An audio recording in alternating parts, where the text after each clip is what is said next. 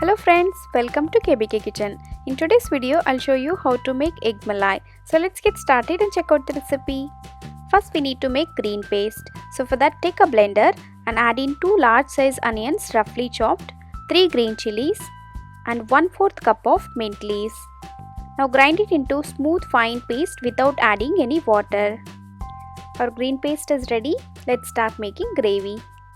Heat a pan and add in 1 tablespoon of oil and 1 tablespoon of ghee. Once the oil is heated, add in the green paste and cook for about 2 minutes on medium heat.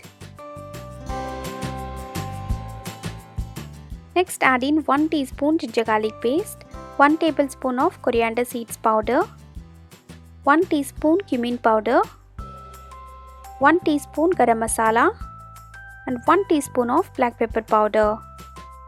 Now mix all the ingredients well and cook for about 8 to 10 minutes on medium to low flame. As and when the color starts changing, lower the heat, add 1 cup of milk and mix well.